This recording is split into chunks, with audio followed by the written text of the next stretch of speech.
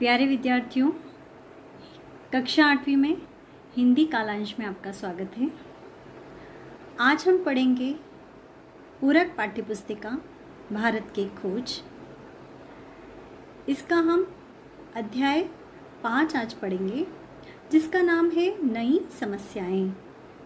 इसके अंतर्गत कुछ भाग हम पहले पढ़ चुके हैं।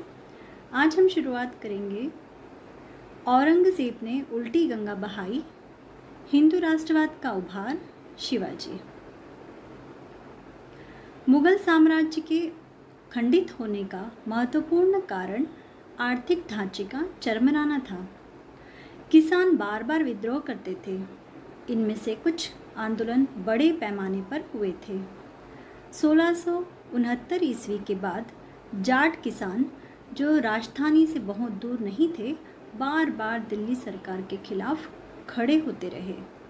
गरीब लोगों का एक अन्य विद्रोह सतनामियों का था।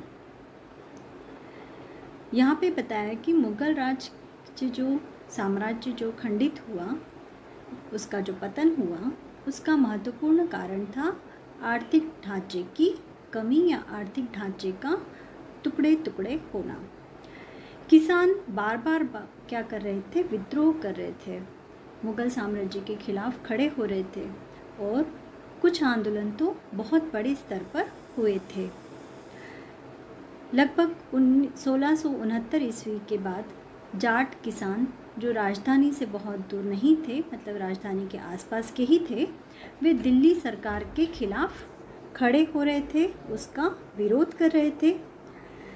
गरीब लोगों का एक अन्य विद्रोह जो था वो सतनामियों का था। सतनामी जो थे एक अलग एक प्रकार का समुदाय, जिसमें गरीब लोग, किसान लोग, इस प्रकार के निम्न जाति के लोग शामिल थे।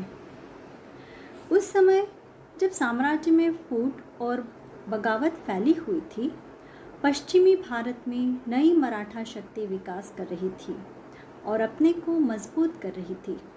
शिवाजी, जिनका जन्म 1627 ईस्वी में हुआ था, पहाड़ी इलाकों के सख्तजान लोगों के आदर्श छापामार नेता थे। उनके घुड़सवार दूर दूर तक छापे मारते थे। उन्होंने सूरत को, जहां अंग्रेज़ों की कोठियाँ थी, लूटा और मुगल साम्राज्य के दूर दूर तक फैले क्षेत्रों पर चौथ कर लगाया। यहाँ पे बताया गया है कि शिवाजी जो थे, उनका जन्म 1627 ईस्वी में हुआ था। उस समय जब साम्राज्य में फूट और बगावत फैली हुई थी, पश्चिमी भारत में नई मराठा शक्ति विकास कर रही थी और उसे शिवाजी मजबूत कर रहे थे। एक तरफ यहाँ पे बताया गया है कि किस प्रकार से धीरे धीरे करके मुगल साम्राज्य का पतन हो रहा था और उसके पतन का फ़ायदा मिला शिवाजी को, यानी शिवाजी मराठा शक्ति को मजबूत कर रहे थे। वे क्या करते थे? पहाड़ी इलाकों के सख्तजान लोगों के वे आदर्श छापामार नेता थे। उनके जो लोग थे, उनके जो घुड़सवार थे, वो अंग्रेज़ों की कोठियों पर छापा मारते थे, उनको लूटते थे और मुगल साम्राज्य के दूर दूर तक फैले क्षेत्रों पर वे कर भी लगाते थे। एक चौथ कर हुआ करता था पहले। चौथ का अर्थ होता है चौथाई। तो राजस्व जो होता था, उसके चौथाई भाग को कर के रूप में लिया जाता था। उन्होंने मराठों को एक शक्तिशाली संगठित फौजी दल का रूप दिया, उन्हें राष्ट्रीयतावादी पृष्ठभूमि प्रदान की और दुर्जयी शक्ति का रूप दिया। 1680 ईस्वी में उनकी मृत्यु हो गई, लेकिन शक्ति तब तक बढ़ती गई जब तक भारत पर उसका प्रभुत्व नहीं हो गया।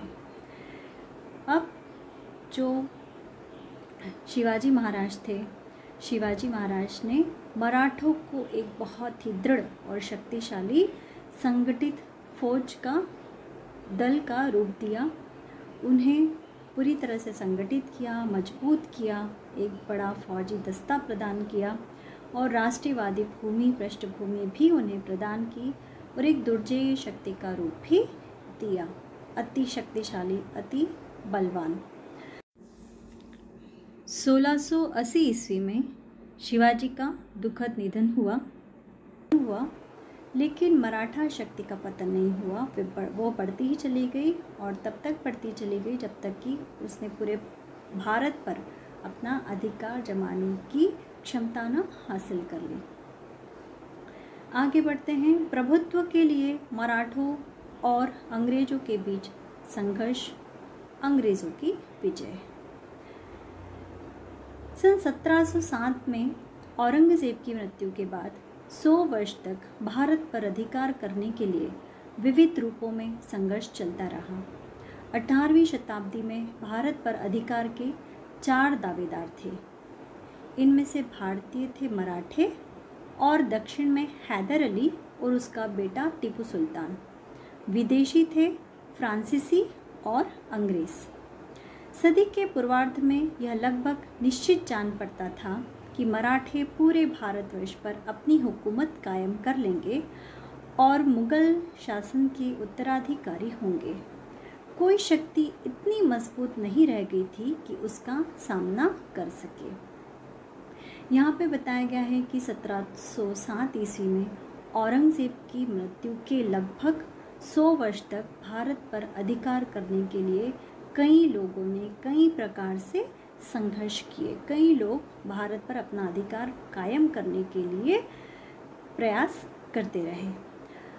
तब लगभग 100 वर्ष बाद 18वीं शताब्दी में भारत पर अधिकार करने वाले 4 दावेदार सामने आए। भारतीय थे इनमें से मराठे और दूसरी तरफ दक्षिण में हैदर अली और उनका बेटा टीपू सुल्तान। यही नहीं, सिर्फ भारतीय ही दावेदार नहीं थे बल्कि विदेशी भी थे। विदेशियों में थे फ्रांसीसी और अंग्रेज। सदी के पूर्वार्ध में यह लगभग निश्चित जान पड़ता था, मतलब 18वीं शताब्दी में, कि मराठे ही शायद पूरे भारतवर्ष पर अपना शासन कायम कर लेंगे और मुगल शासन के उत्तराधिकारी बनेंगे। कोई शक्ति इतनी मजबूत नहीं थी कि उनका सामना कर सके। मराठे उस समय सबसे ज़्यादा शक्तिशाली शासकों के रूप में सामने आए। ठीक उसी समय 1739 में उत्तर पश्चिम में एक नया बवंडर उठ खड़ा हुआ और ईरान का नादिर शाह दिल्ली पर टूट पड़ा। उसने बड़ी मारकाट और लूटपाट मचाई और अपने साथ बेशुमार दौलत ले गया, जिसमें प्रसिद्ध तख्ते ताऊ भी था। दिल्ली के शासक कमज़ोर और नपुंसक हो चुके थे और मराठों से नादिर शाह की टकराहट नहीं हुई। उसके हमले से मराठों का काम आसान हो गया। वे बाद के वर्षों में पंजाब में भी फैल गए। एक बार फिर ऐसा लगा कि भारत मराठों के अधीन हो जाएगा। अब लगभग 1739 में नादिर शाह जो था वो एक बवंडर के रूप में सामने आया और उसने दिल्ली पर अपना कब्ज़ा किया। उसने बहुत ही मारकाट मचाई और लूटपाट भी की और बहुत सारी दौलत अपने साथ ले गया। उसके साथ तख्ते ताउस भी शामिल था। उस समय दिल्ली के जो शासक थे वो बहुत ही अपने आप को कमज़ोर और दुर्बल महसूस कर रहे थे और यही वो समय था जब मराठों का काम भी आसान हो गया। वैसे मराठों और नादिर शाह के बीच उस समय कोई टकराहट या कोई युद्ध नहीं हुआ। वे बाद के वर्षों में पंजाब में भी फैल गए। एक बार फिर ऐसा लगा कि मराठे फिर से भारत पर अपना शासन कायम कर लेंगे और पूरा भारत मराठों के अधीन हो जाएगा। नादिर शाह के आक्रमण से दिल्ली के मुगल शासकों का अधिकार और राज्य का रहा सहा दावा भी खत्म हो गया। जिस किसी के पास उन्हें नियंत्रित करने की शक्ति होती वे उसी के हाथ की कठपुतली भर रह जाते। नादिर शाह के आने से पहले ही उनकी यह हालत हो चुकी थी। उसने इस प्रक्रिया को पूरा कर दिया।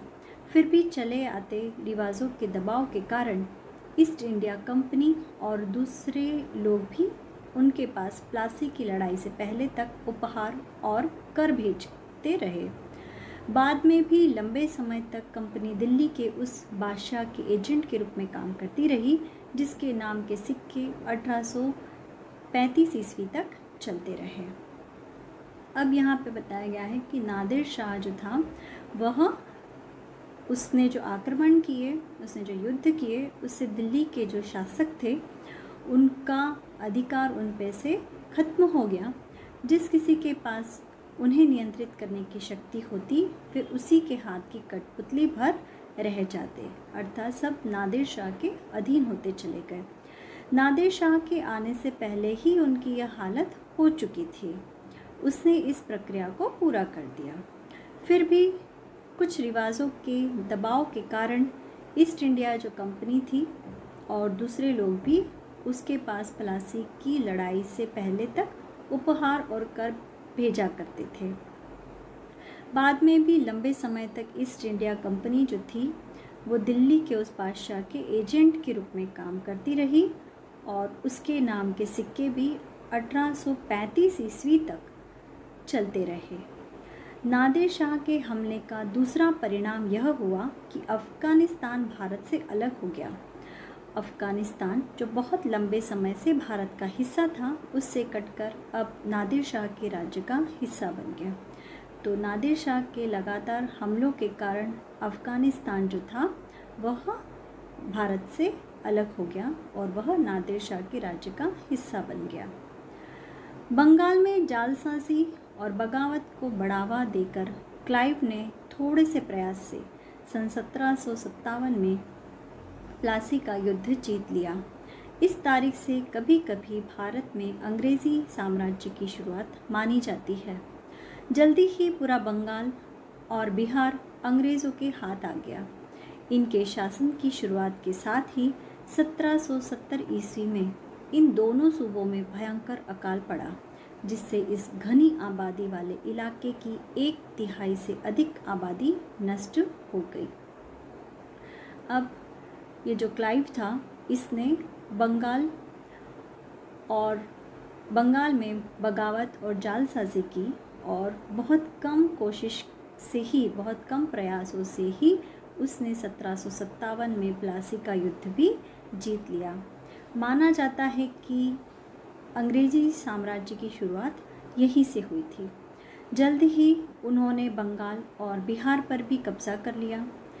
इनके शासन की शुरुआत के साथ ही 1770 ईस्वी में दो सूबों में अर्थात बंगाल और बिहार में भयंकर अकाल पड़ा जिससे यहाँ की जो बहुत बड़ी आबादी थी लगभग 1/3 आबादी नष्ट हो गई।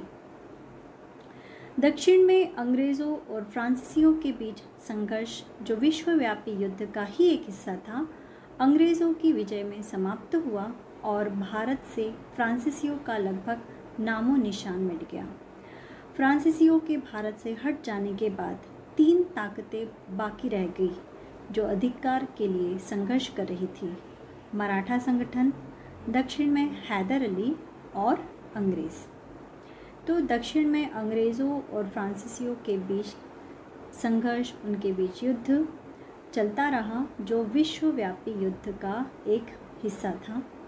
अंग्रेज़ों की विजय में समाप्त हुआ और भारत से फ्रांसीसियों का लगभग नामो निशान मिट गया। अर्थात अंग्रेज़ों और फ्रांसीसियों के बीच जो युद्ध चल रहा था वह अंग्रेज़ों की विजय के साथ समाप्त हुआ, अंग्रेज़ों की जीत हुई और भारत से फ्रांसीसियों को भागना पड़ा। फ्रांसीसियों के भारत से हट जाने के बाद 3 अन्य ताकतें रह गई थी जिनके बीच संघर्ष चल रहा था। वे थे मराठा संगठन, दक्षिण में हैदर अली और अंग्रेज़। प्लासी में उनकी जीत और बंगाल और बिहार में फैलने के बावजूद भारत में ऐसे लोगों की संख्या बहुत कम थी जो अंग्रेज़ों को ऐसी शक्ति के रूप में देखते हों जिसकी नियति में पूरे भारत पर राज्य करना हो। अब भी सबसे पहला स्थान मराठों को ही दिया जाता था। वे सारे पश्चिम और मध्य भारत में यहाँ तक कि दिल्ली तक फैले हुए थे और उनका साहस और युद्ध करने की योग्यता प्रसिद्ध थी। हैदर अली और टीपू सुल्तान भी विकट विरोधी थे। जिन्होंने अंग्रेज़ों को बुरी तरह हराया था। अब पलासी में अंग्रेज़ों की जीत हुई और बंगाल और बिहार में फैलने के बाद भारत में ऐसे लोगों की संख्या बहुत कम थी जो अंग्रेज़ों को ऐसी शक्ति के रूप में देखते हों जिनकी नियति पूरे भारत पर राज्य करना हो।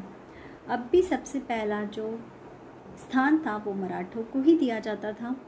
वे सारे पश्चिम और मध्य भारत में दिल्ली तक की फैले हुए थे। उनका सारा साहस और युद्ध करने की योग्यता प्रसिद्ध थी। मराठे सबसे ज़्यादा युद्ध कौशल और सबसे ज़्यादा साहसी थे। हैदर अली और टीपू सुल्तान भी विकट विरोधी थे जिन्होंने अंग्रेज़ों को बुरी तरह हराया था और ईस्ट इंडिया कंपनी की शक्ति को लगभग उन्होंने खत्म ही कर दिया था। पर वे दक्षिण तक सीमित रहे और पूरे भारत पर उनका कोई प्रत्यक्ष प्रभाव नहीं पड़ा। हैदर अली एक अद्भुत व्यक्ति और भारतीय इतिहास का उल्लेखनीय व्यक्ति था। उसका आदर्श किसी हद तक राष्ट्रीय था और उसमें कल्पनाशील नेता के गुण थे।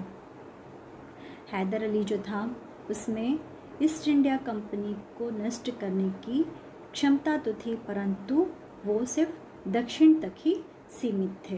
पूरे भारत पर उनका कोई सीधा सीधा प्रभाव नहीं पड़ा। हैदर अली वास्तव में एक अद्भुत व्यक्ति और भारतीय इतिहास के एक उल्लेखनीय व्यक्तित्व थे। उसका आदर्श किसी हद तक राष्ट्रीय था और कल्पनाशील नेता के गुण भी उसमें थे। तो ये भाग यहीं पे समाप्त हुआ। अगला भाग हम देखेंगे अगले कालांश में।